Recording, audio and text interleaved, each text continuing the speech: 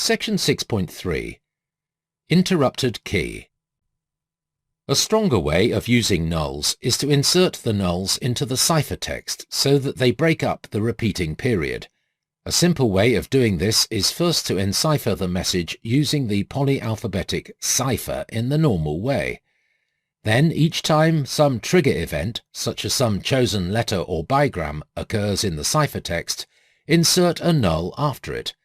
The null can be any letter or even a bigram. It is the presence of the trigger that marks it as a null. This type of null insertion can be fairly elaborate.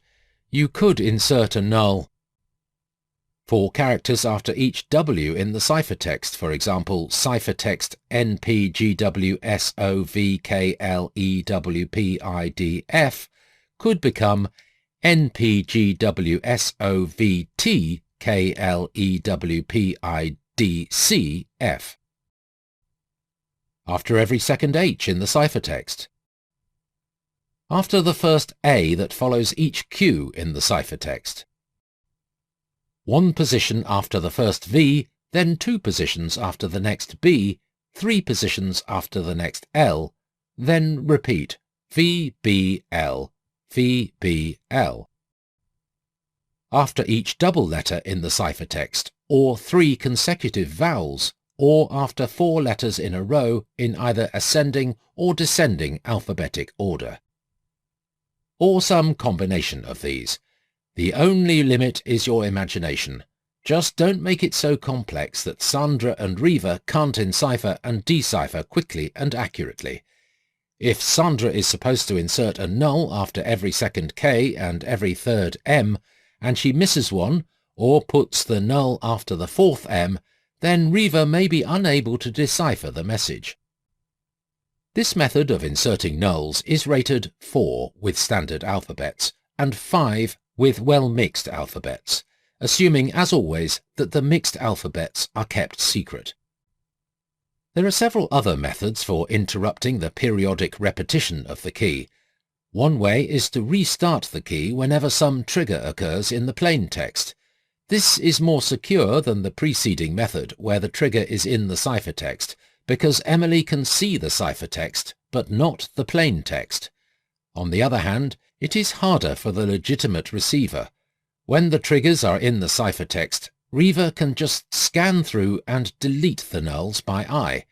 When the triggers are in the plain text, Riva must decipher one character at a time, watching for the triggers.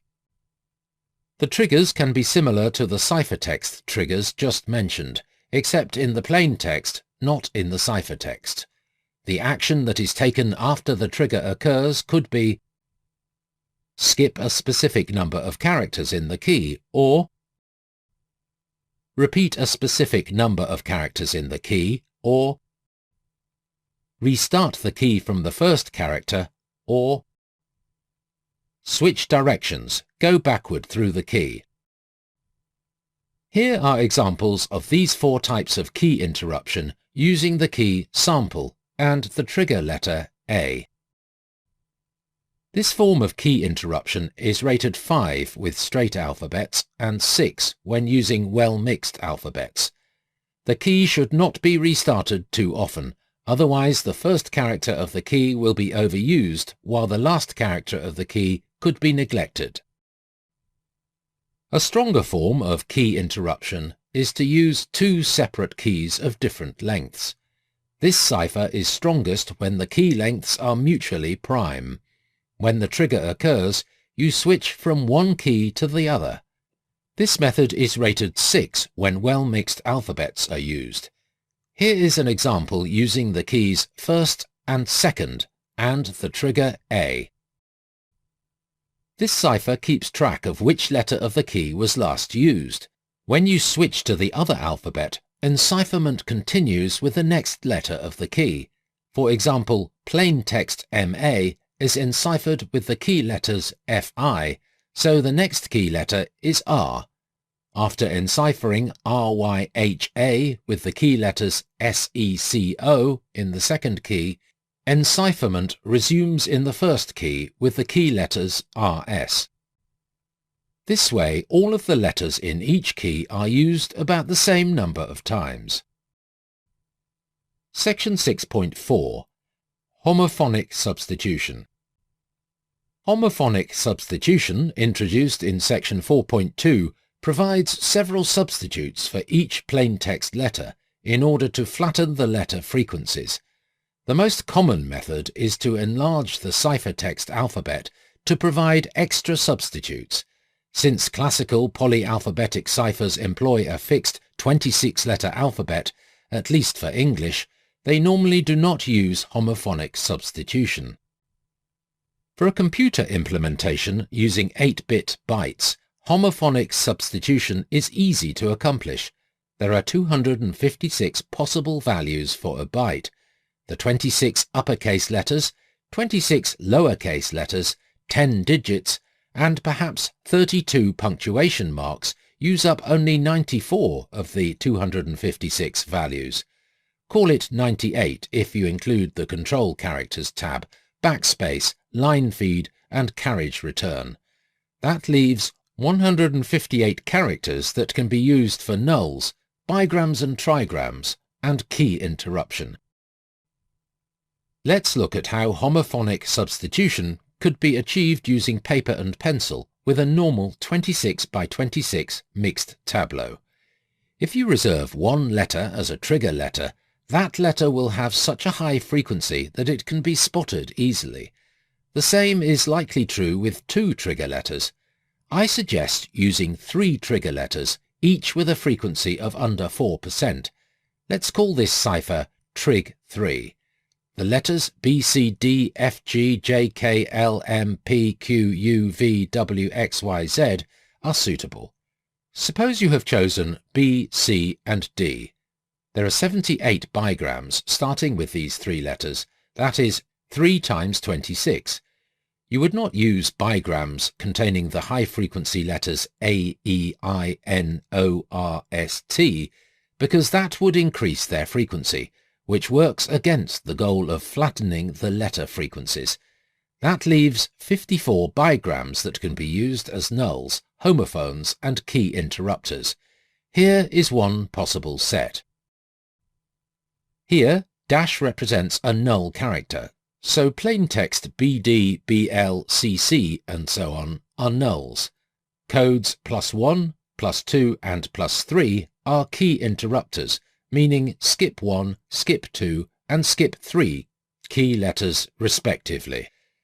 The set of homophones includes 6 bigrams, AN, ER, IN, ON, RE, and TH, as well as single letters. It is important to maintain balance. If you overuse these substitutes, then the letters B, C, and D will have too high frequencies and will be easily spotted as the triggers. If you use them too sparely, then you won't have any useful impact. About 10% is right, using the B, C, and D bigrams roughly equally often, so about 3% each. Remember, with this cipher you cannot use the letters B, C, and D by themselves. You must use their substitutes, DM, CD, and CG.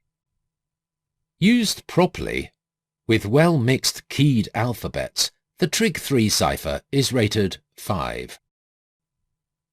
Section 6.4.1. Cipher 5858. Let me present one more cipher before moving on to bigram substitution. I call it Cipher 5858. This is a computer cipher using 5-bit characters. 5 bits gives an alphabet of 32 characters, enough for 26 letters, 3 nulls, and 3 homophones. 1. The plain text is written out as a sequence of 5-bit characters using a mixed alphabet. 2. The nulls and homophones are inserted, using about 3% of each for a total of 18% of the plain text. It is best to use them in a haphazard way rather than a systematic way.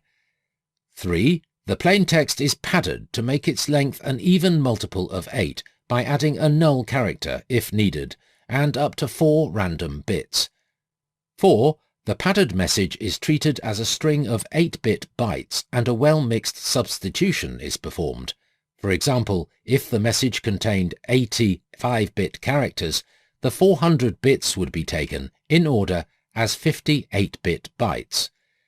5. The message is again regarded as a string of 5-bit characters. 3 of these characters are chosen as key interrupters, +1, +2 and +3, as in the Trig3 cipher. 6. The message is enciphered using a general polyalphabetic cipher and a well-mixed 32 × 32 tableau of 5-bit characters. 7. The string of 5-bit characters is then regrouped into 8-bit bytes and a second 8-bit substitution is done. To recap, Cipher 5858 uses 4 substitution steps: an initial 5-bit substitution, an 8-bit substitution, a 5-bit general polyalphabetic substitution with key interruption, and a final 8-bit substitution. This cipher is rated 7.